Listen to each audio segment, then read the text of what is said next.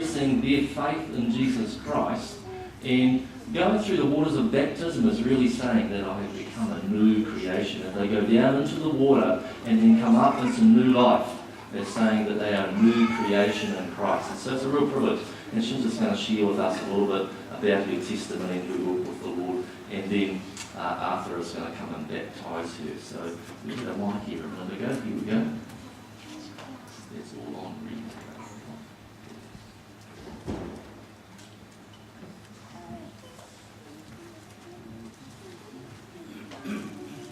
Today I will talk about how my Lord changed my life and how He held on to me in times of my struggles and sorrows and never let me down. I was born and grew up in Fiji. I went to gospel school, completing fifth form in 1979. My dad is a strict Hindu priest, but that did not stop me from attending gospel church, where as a young girl surrendered to Christ. I believed that God existed, but there was only one true God. And as Dad was a priest, I followed the idol teaching. When I was 15, Dad got quite sick and was not able to work. So I started to work to support my family. I was paid $4 a week. Later on, my early 20s, an arranged marriage was sought for me, which lasted 5 months. I fled to Mom and Dad when I was 5 months pregnant. I then divorced 5 years later. In 1985, I migrated to New Zealand. My life then was not pleasant. This was not what I had expected of New Zealand. I struggled to survive with a 5-year-old son. My relatives and family forgot I existed. I worked in many different jobs. I would start 7 in the morning daily.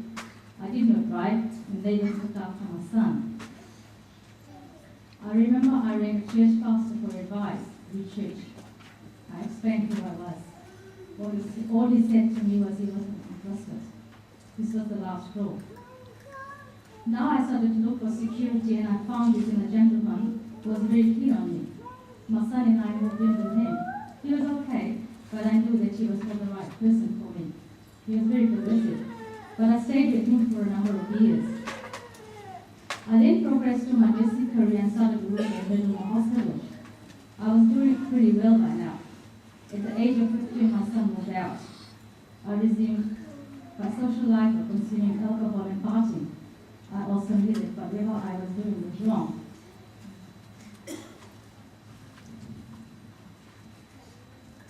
I'll take over from here for Chinta. I then met and married a wonderful man from Rotorua. This was the first time I knew what love was.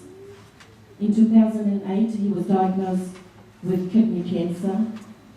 We began hemodialysis at home so that he could have a normal life and be able to work a few days later. Be able to work. A few days later, we were told he had multiple myeloma cancer. There was no cure, and he will only live for 3 years. We had many trips to Waikato Hospital, ICU admission. It was our second home. I turned to people for comfort, but there was no one. My whole life was changing.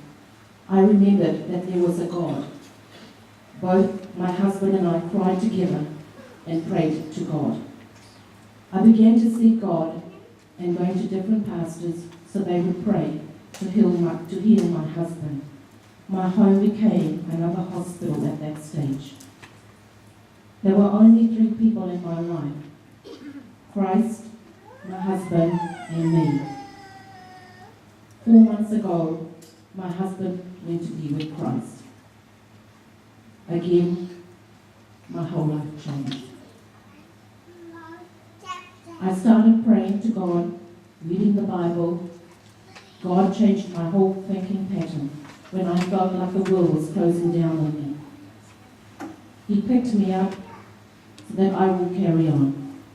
He helped me to survive. He taught me to live again. My life completely changed. He made me successful in my work, my attitude, and the appreciation of others. I am a better nurse today. I had my second promotion 2 months ago.